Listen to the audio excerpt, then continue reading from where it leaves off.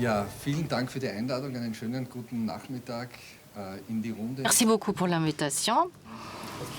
Et merci beaucoup pour cette présentation. J'ai 45 minutes.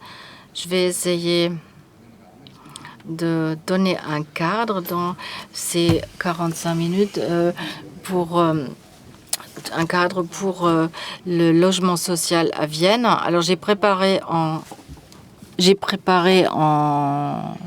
anglais, pardon. C'est mieux comme ça, oui, c'est mieux. Il faut régler le microphone, oui. Donc, maintenant vous m'entendez tous. Donc on m'a dit de parler en allemand. Bon, les slides sont en anglais. J'espère que je vais m'en sortir. Mais de toute façon, vous entendrez le français. Le titre ici, le potentiel du logement abordable. On ne parle pas seulement du logement social, mais aussi du logement subventionné. Et quand on parle du logement social, on parle aussi d'un marché. Il faut être ouvert. Il y a des différentes relations. Et pour nous, un bon projet, c'est aussi l'enjeu des bonnes relations. Et des bonnes relations, eh bien, c'est pas la même chose dans les différentes cultures. Ici, c'est le marché du rail à Bangkok. Donc là, le rail, c'est une infrastructure qui est utilisée complètement différemment. Donc l'écologie de l'espace, ça dépend vraiment de la culture et ça s'applique aussi à Vienne. Bien sûr, nous essayons toujours de sonder les différentes utilisations de l'espace et parfois d'en proposer des nouvelles. Et donc la question Vienne, est-ce que c'est super? Mais super, ça fait référence à des super blocs. Nous avons 4 super blocs. Il y en a 2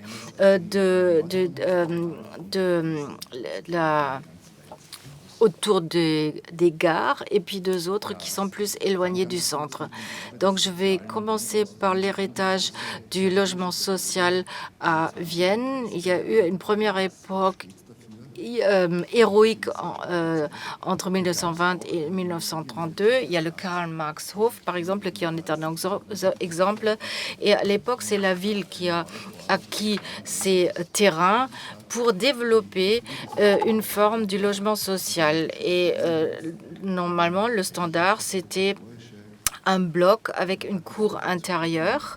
Et on voulait éduquer les personnes à la pensée social-démocratique. À l'extérieur, c'était la ville, l'extérieur, et à l'intérieur, c'était plus où les gens se retrouvaient, les habitants de ces blocs. Donc d'un côté, il y avait ce bloc qui était un peu comme une protection vers l'extérieur. Et à l'intérieur, c'était tout ce qui était peut-être un peu plus vulnérable. C'était pour que les enfants puissent jouer, pour que les gens se retrouvent. Et ensuite, nous avons les grands ensembles. Ça, c'est un des bâtiments les plus appréciés à Vienne. Les personnes qui vivent là sont tout à fait heureux d'y vivre. C'est un habitat social subventionné. L'architecte était Harry Gluck et lui, il a utilisé ou il a déconstruit ce bloc. Et ce bloc, il n'est pas seulement défensif, il y a aussi des espaces libres, des espaces verts, accessibles librement. Donc, on peut dire que ce qui est intéressant à Vienne, c'est que c'est l'ingénierie sociale. La vie en communauté, elle est très importante et c'est pas toujours à 100% architectural. Ce qui compte, c'est la qualité de la vie ensemble, de la vie dans la communauté. Et c'est pour ça, ce bloc-là, il a fonctionné parce que à l'époque, il y avait Hans Krankel, qui est une star du football, qui qui a emménagé dans ce super bloc et ça a donné évidemment une réputation, une image. C'était le footballeur le plus célèbre de l'Autriche et donc habiter dans le même bloc d'immeubles qu'une star du football, ça rendait les gens heureux, je pense. Je vais montrer 4 projets. Ces 4 projets ont été réalisés et pourquoi j'ai choisi cela, je vais l'expliquer tout à l'heure. Nous, on pense toujours enjeu. Il y a toujours un enjeu qu'on veut réussir, où on veut générer des plus-values. Et par exemple, aujourd'hui, c'est le marché de l'immobilier qui rend les choses souvent inabordables. Donc là, l'enjeu, c'est le logement abordable. Comment on peut se référer à la Vienne rouge de l'époque, la Vienne socialiste des années 20 avec leurs logements sociaux. Là aussi, il y a 75% de logements sociaux à l'intérieur d'un bloc avec une mixité en fait.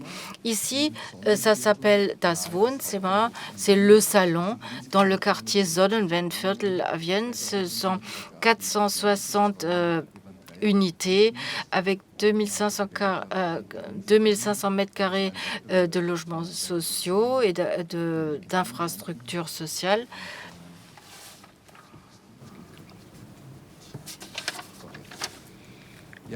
Et l'enjeu ici, c'est pour ces 2500 mètres carrés de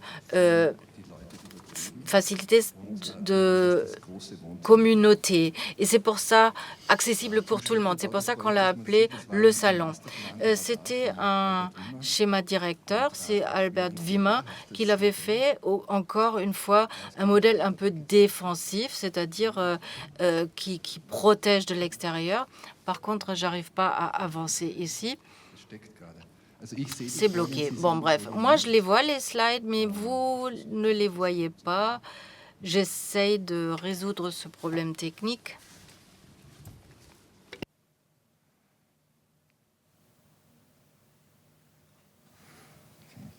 Die 45 Minuten sind. Voilà, les 45 minutes, ça, la montre avance.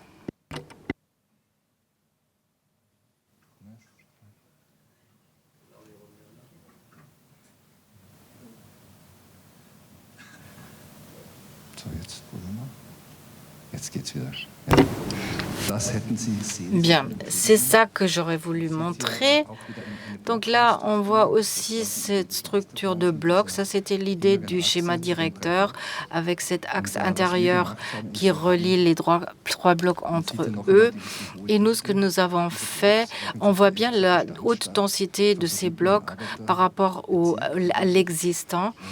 C'était un ancien district de travailleurs avec une très grande densité et nous avons essayé d'introduire des étages entre pour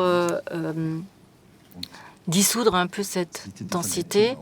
On voit ici aussi les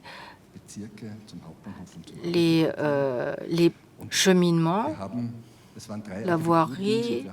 Il y avait 7 maisons différentes. Ici, vous voyez les 3 maisons que nous avons réalisées au niveau de la typologie très différente. On voit ici dans la coupe aussi cette complexité intérieure de ce programme avec des auteurs différents et des typologies différentes. Nous avons une maison split level, une maison centre et nous avons une maison duplex où il n'y a que des duplex. La maison split level, c'était intéressant parce que nous avons des entresols avec les escaliers. Donc, du coup, c'était possible de développer certaines hauteurs sous plafond. Ici, il y a plusieurs générations sous un même toit. Plusieurs générations, c'est aussi pour les migrants. Par exemple, nous voulions proposer différentes formes de logement pour assurer une grande mixité. Ici, on voit ces lofts qui sont très hauts, 4 mètres sur 4, et tout ça, c'est aussi du logement subventionné. Ici, ce sont des logements très compacts, mais aussi avec une communauté et des espaces communs. Et ici, des duplex pour des communautés particulières. Ici, ce sont la maison des duplex, où il n'y a que des duplex sur 2 niveaux. Voilà comment c'est à l'intérieur. Et à l'extérieur, ça c'est une matrix avec des jardinières, et ça commence à pousser, c'est tout à fait vert. Donc ici, c'est le sujet de la durabilité sociale. Donc le sujet pour ces 2500 mètres espaces communs, c'est de les relier ensemble, ces espaces. Il y a un cinéma, une librairie, il y a de l'escalade, un aire de jeu, et la promotrice à l'époque, elle a dit le cinéma, c'est une meilleure aire de jeu. Tout ce qui, normalement, les personnes, ils ont à l'intérieur, on l'a à l'extérieur. Et pour pouvoir garder les logements un peu plus petits. Donc voilà, ces logements sont reliés les uns entre les autres, donc il y a des dessertes. Nous avons aussi créé un modèle qui montre, une maquette qui montre des passerelles qui relient les immeubles entre eux, et ici l'ambiance dans la cour avec ces passerelles extérieures. Il y a aussi un restaurant au rez-de-chaussée.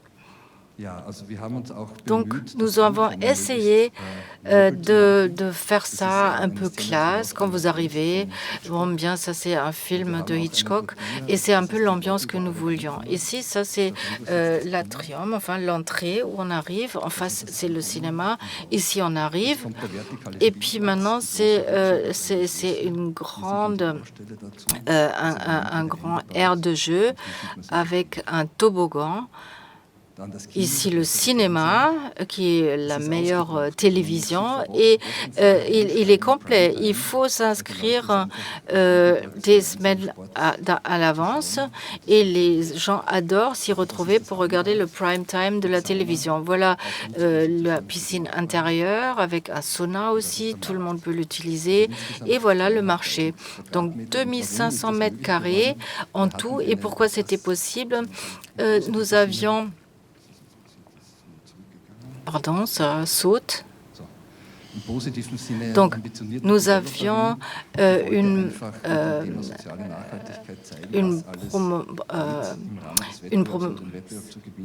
promotrice immobilière qui était très optimiste et qui nous a soutenus.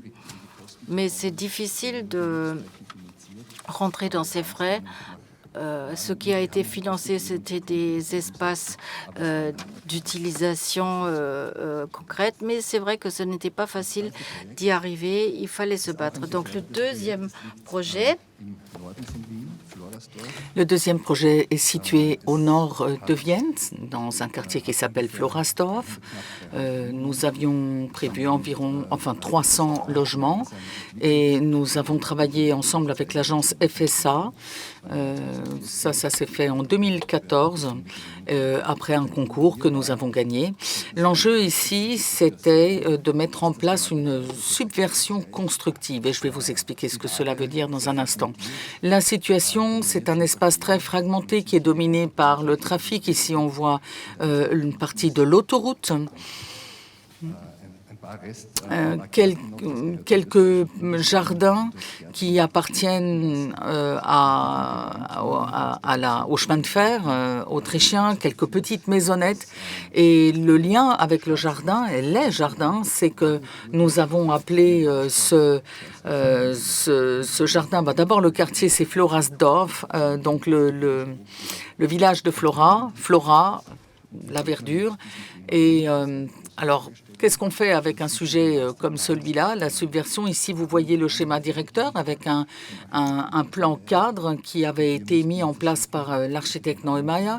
Et au sein de ce schéma directeur, il a fallu faire, il a fallu construire. Alors au départ, on a dit... normalement, le sujet, c'était le village rencontre la ville. Et on s'était dit, ou l'inverse plutôt, la ville rencontre le village. Mais on l'a d'abord remis en question, ce concept, parce qu'on s'est dit, nous avons quand même l'autoroute. Et l'autoroute, d'habitude, c'est toujours le mauvais élément. Et nous, on s'est dit, non, on peut faire autrement. Et on a pu prouver que jusqu'à 15 mètres de haut, en fait, on n'entendait rien, parce que l'autoroute était protégée par une isolation phonique.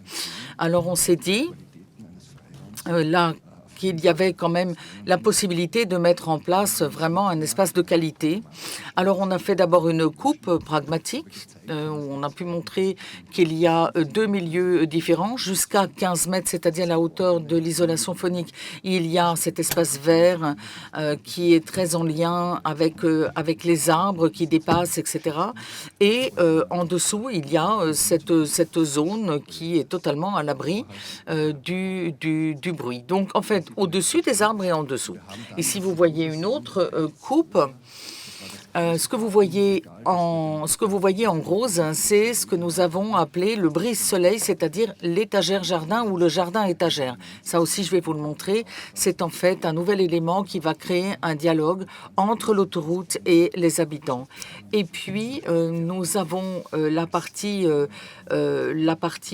latérale qui se rapproche de l'autoroute et donc les murs anti-bruit. Alors, cette grande étagère jardin reprend les éléments du jardin à différents niveaux. Ici, nous avons le jardin qui en faisait déjà partie, mais nous l'avons replié à la verticale. Nous avons pris tous les éléments des jardins qui existaient déjà avant, donc ces jardins un peu ouvriers que j'ai montré tout à l'heure, et nous l'avons replié vers le haut pour pouvoir le mettre à la verticale. Alors, ici, vous avez, en fait, on a dilué l'étage qui était au sol et nous l'avons replié puis empilé ces jardins les uns sur les autres, de manière aussi à pouvoir intégrer à la verticale les jardins et les faire entrer dans le bâtiment.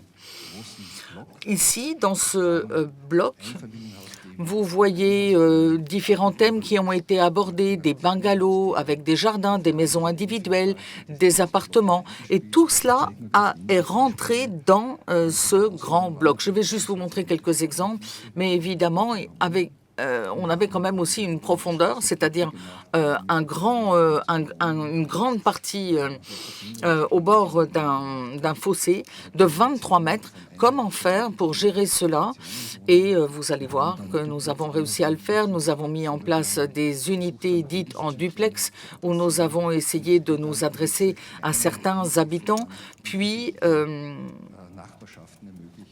de favoriser un voisinage varié. Alors ici, on a même prévu des appartements dits jokers que l'on peut aussi transformer, que l'on peut fermer, que l'on peut ouvrir. Enfin, on a joué vraiment avec un maximum d'idées, comme par exemple des maisons qui sont donc sur 2 étages avec 2 entrées différentes, là aussi, pour pouvoir garantir une utilisation diverse. Ici, grâce à la double hauteur, nous avons pu faire venir la lumière même dans la profondeur de ce bâtiment. Vous voyez qu'ici, il y a beaucoup de lumière naturelle.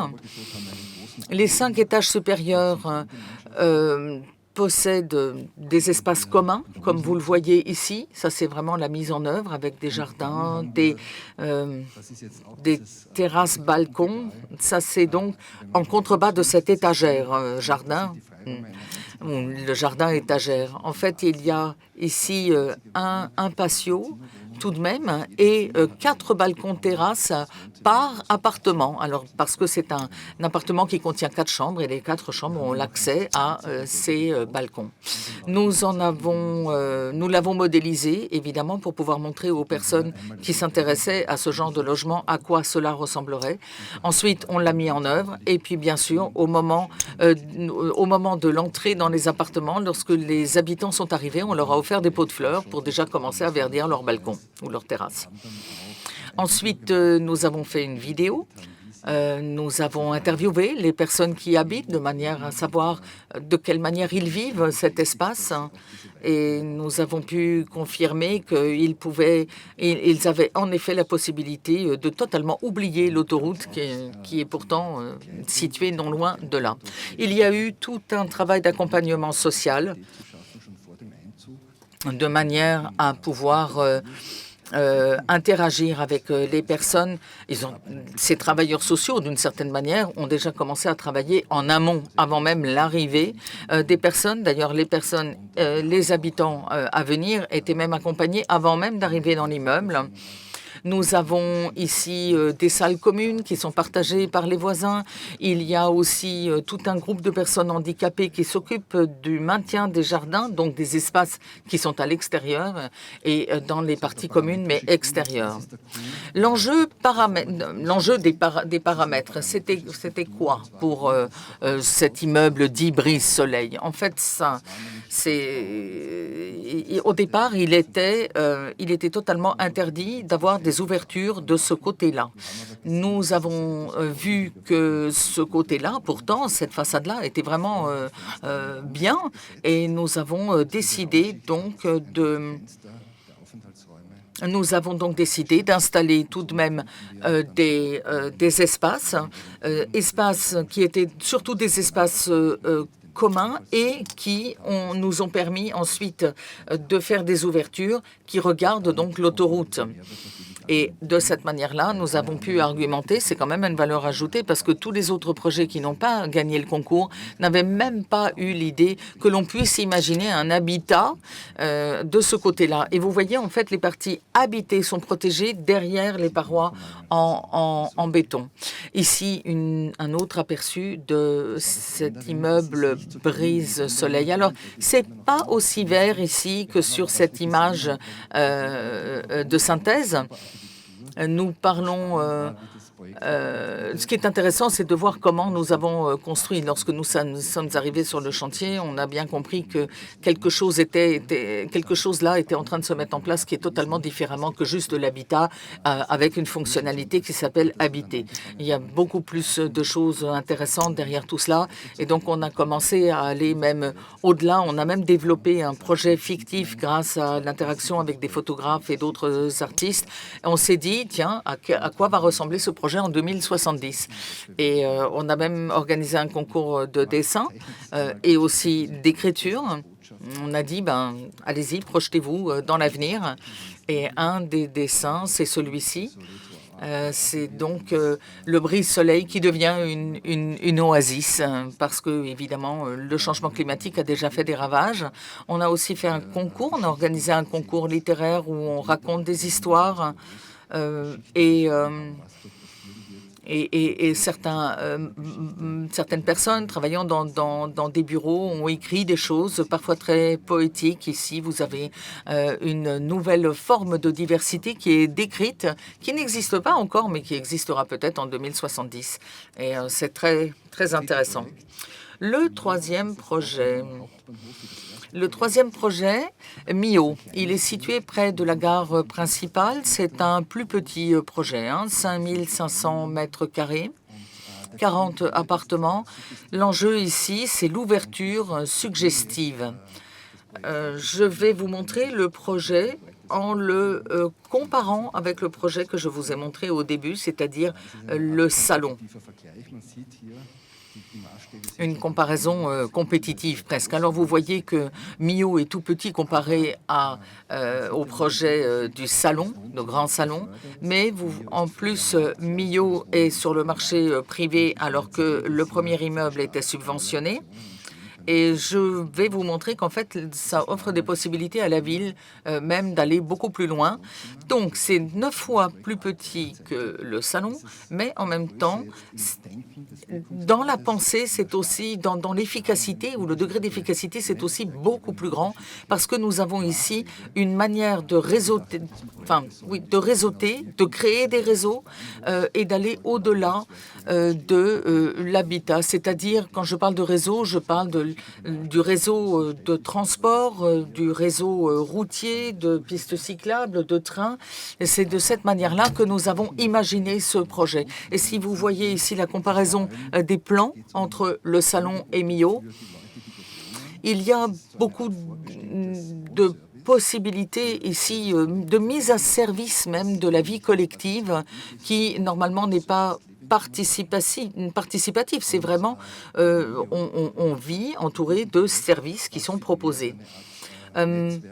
Ici, un entrelac de formes de vie différentes, de façons de travailler différentes, et ça va même au-delà, avec un effet dynamique qui va au-delà juste de la limite de la ville. Ici, vous voyez la modélisation sans aucun contexte. Ici, ça a l'air très introverti.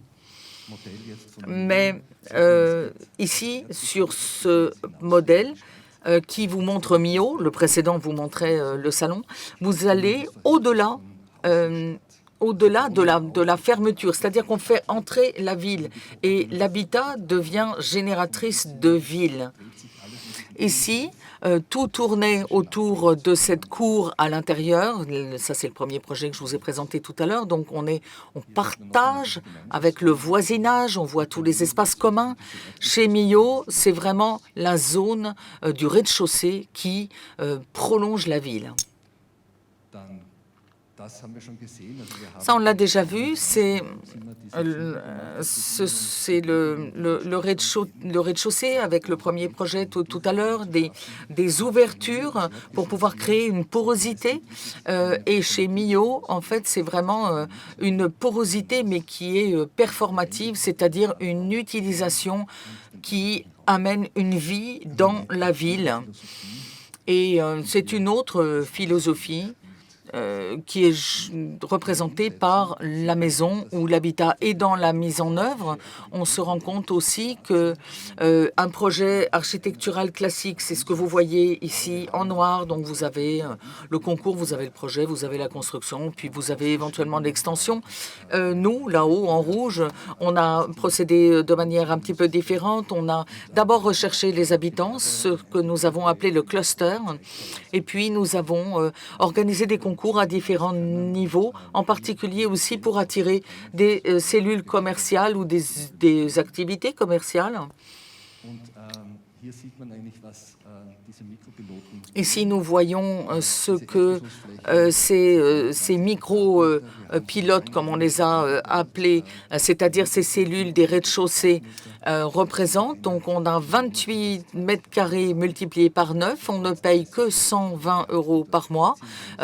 Bien sûr, on a eu tout de suite de nombreux candidats pour l'utilisation de ces cellules du rez-de-chaussée, des start-up, etc. Alors, on a fait un casting et puis on a vu qui allait avec qui s'entendait bien et qui pouvait ensuite venir habiter dans cet espace. Ici, vous voyez la coopération à la place de la concurrence, être prêt à pouvoir s'organiser soi-même et donc à prendre une partie de responsabilité, partagée bien sûr par tous les utilisateurs.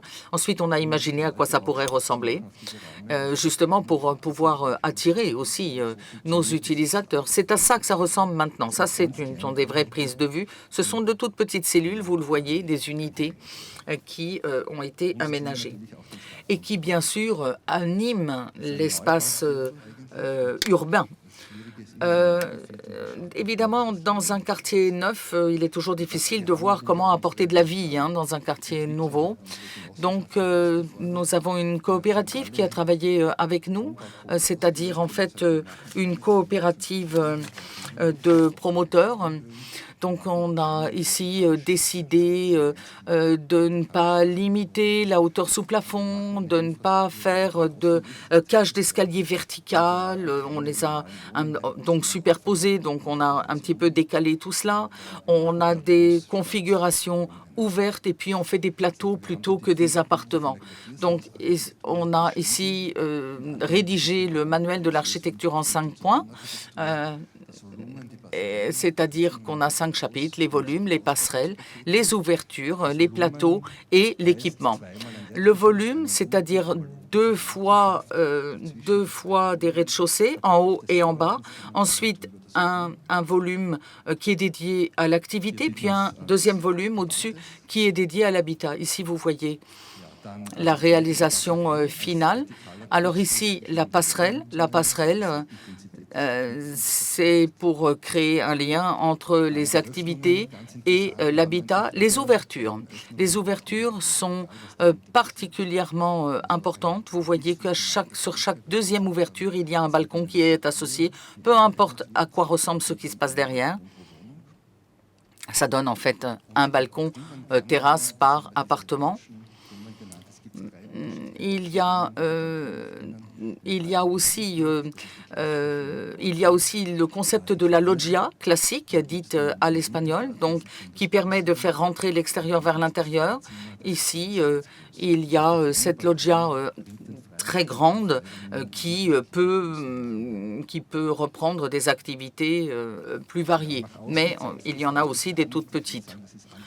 Ici, les ouvertures. Donc, les ouvertures, eh bien, en fait, on reste discret. On ne voit pas forcément ce qui se cache derrière. Ici, pas d'empilement, pas de grands vides. Ici, il y a à chaque fois des coursives qui tournent autour de l'intérieur, de l'intérieur de ce bâtiment. Ici, on en voit la construction, un aperçu de la construction. Donc, on a d'abord on a un plateau horizontal qui permet aussi de regrouper, par exemple, certaines fonctionnalités ou la domotique. Ensuite, on a dit on vit selon ses souhaits et non pas selon les normes. Donc, il y a 27 mètres de longueur et de murs de séparation, par exemple, dans un appartement qui contient, que l'on appelle un 3 pièces. Ici, on a même une unité de 36 mètres carrés et on l'a retournée dans tous les sens pour voir tout ce que l'on pouvait faire avec. On a imaginé des scénarios et ces 36 mètres carrés contiennent 6 zones. L'hygiène, l'habitat, mais avec la valise et le réfrigérateur. Et troisièmement, dormir, mais presque à l'air libre. Et puis, ici, on a la zone qui est réservée à la lecture, au jeu, et puis le garage. Et on a fait ça pour 3 personnes, parce que, voilà, quelles sont les zones qui vont être créées si on a 3 personnes qui y habitent, avec un enfant ou pas, ou etc. Je voyais tous les scénarios possibles et imaginables qui nous ont permis de penser l'habitat autrement. Alors, on a fait des maquettes. Il y a le scénario vivre en loft sans mur. Ensuite, loft avec un salon et donc des séparations. Et ici, vous voyez un loft avant que les habitants s'installent. Une fois qu'ils se sont installés, ça ressemble à cela.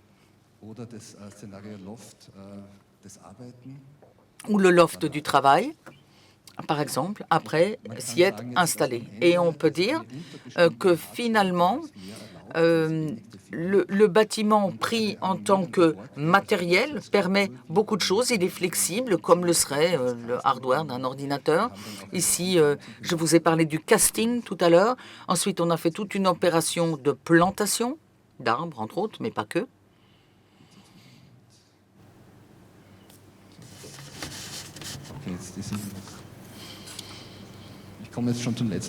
Et ici, j'arrive à mon dernier projet. Combien de minutes nous reste-t-il?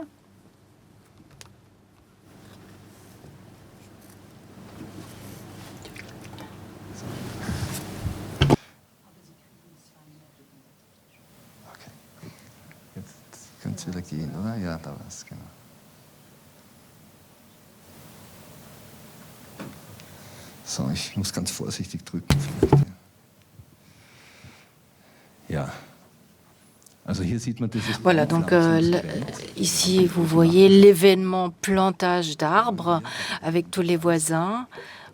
On a mis cet arbre dans la terre. Et du coup, ça reprend ce côté social de la Vienne rouge dans chaque projet de développement. Et le dernier projet, c'est l'aile Loft dans la Freie Mitte, dans le terrain de la gare du Nord, du Nordbahnhof à Vienne. Là, il y a des 40 unités de loft abordables avec un usage urbain. C'est tout nouveau. Nous avons fait le plan directeur. Il y a aussi donc 5000 unités appartements avec de l'infrastructure urbaine, etc. Et ici, l'enjeu, c'était une transformation tout en conservant l'existant.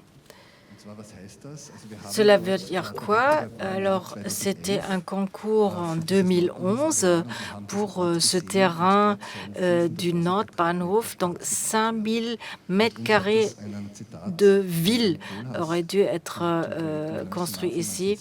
Et ça m'a rappelé Rem Koolhaas qui a dit en 1987, ça crève le cœur, c'est presque obscène d'imaginer de détruire ce paysage. C'était effectivement une friche pendant plus de 10 ans parce que les chemins de fer autrichiens, ils ont fermé cette gare et la nature est revenue.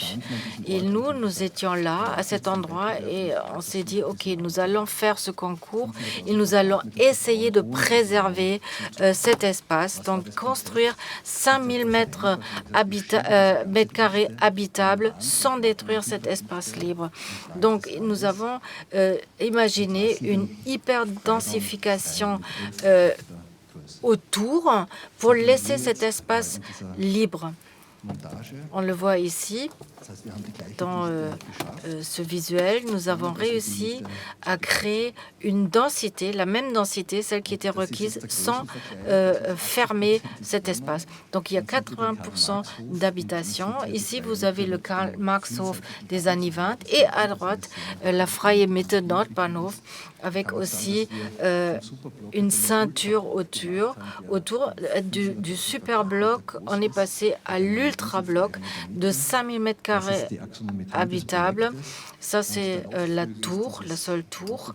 Et on a aussi l'aile LOFT, Long Term Open Floor Type, et nous l'avons baptisé Blanche-Neige.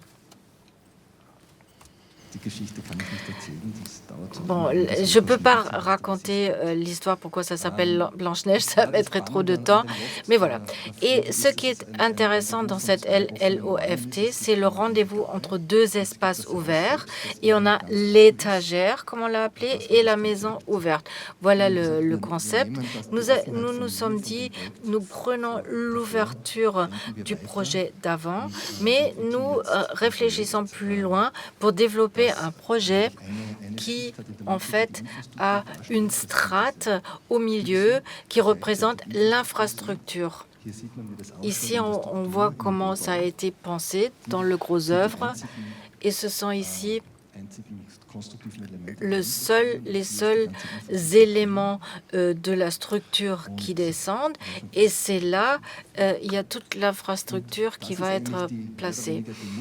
Et c'est comme le sein de la mer qui nourrit tout le reste. Donc, il y a faire la cuisine, les sanitaires, le stockage, etc. Et donc, du coup, c'est comme ça que le bâtiment s'est développé. Et c'est comme autour de cette infrastructure. Bien sûr, il y a des différentes possibilités de s'approprier cet espace ouvert, cet espace libre, de l'occuper. c'est pas ce que je voulais montrer. Je continue. Et nous nous étions dit que pour les logements, il y a 3 unités de base ouvertes, 50 mètres carrés, 75 mètres carrés, qui peuvent être utilisés différemment. Les personnes peuvent se l'approprier. Par exemple, une personne vivant seule qui a certains besoins. Alors, par exemple, là, il a posé une grande table multifonctionnelle. Ensuite, la graphiste, quelqu'un qui est en chaise roulante, un musicien. Donc, on peut s'approprier ces espaces d'une manière complètement individuelle, le photographe, la famille qui s'agrandit. Ce qui était important, c'est d'avoir une relation entre ces deux parties de la maison, de les relier. Et voilà les photos de la mise en œuvre, de la réalisation. Là, ici, on voit le deck et la façade. Ce sont 2 caractères complètement différents. Et ici, on voit David et Goliath, pour dire, donc, il y a la Blanche-Neige et notre petit projet, comment ça se présente. Et donc, au premier plan, c'est la Freie Mitte. Et ça, ce sont les loft decks. Là, c'est aussi la desserte, qui est en même temps l'espace vert, donc des coursives. Ici, une appropriation individuelle d'une partie. Là, c'est des personnes qui sont là depuis quelques semaines déjà seulement. Voici un espace intérieur ouvert avant l'emménagement des personnes qui s'approprient l'espace. Et encore, nous avons proposé aussi un mode de séparation de l'espace, des murs, ce sont des modules qu'on peut utiliser. Il y en a certains qui l'ont fait. Donc, et ça, c'est maintenant commencé en vrai. Les personnes vivent là-dedans. C'est pas un visuel, mais c'est vraiment une photo d'un appartement tel qu'il est maintenant. Voilà ce système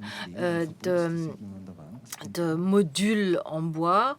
Il y a aussi des aspects de understatement. Ça veut dire d'être très discret, de ne pas se voir de l'extérieur, mais d'être surprenant une fois qu'on y est. Encore une fois, David et Goliath, c'est ça, c'est 90 mètres d'un côté.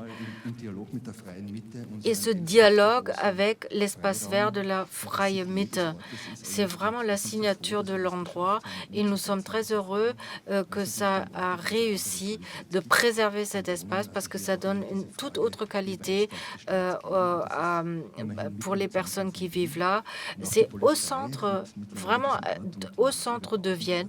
Et même la police, ils viennent des fois, ils font leur pause midi ici. Donc, c'est vraiment la nature dans la ville et c'est une sphère socio-écologique tout à fait nouvelle. Pour moi, c'est de la méta-écologie. Ça veut dire c'est des écologies différentes. Il y a l'écologie urbaine et la nature qui se rejoignent. Et je terminerai avec cette image. C'est vraiment au centre même de Vienne, 100 mètres de cette LOFT. Et là, c'est David Curatola Soprana, un architecte et photographe, qui disait « La Freie Mitte, c'est un théâtre du changement dans lequel la nature est omniprésente et au premier plan, et la nouvelle architecture, elle est au deuxième plan. » Et ça nous convient parce que ça va au-delà des rapports humains. C'est aussi le rapport avec la nature et c'est le mot de fin de mon intervention. Et donc voilà, du super bloc à l'ultra bloc à Vienne. Merci pour votre attention.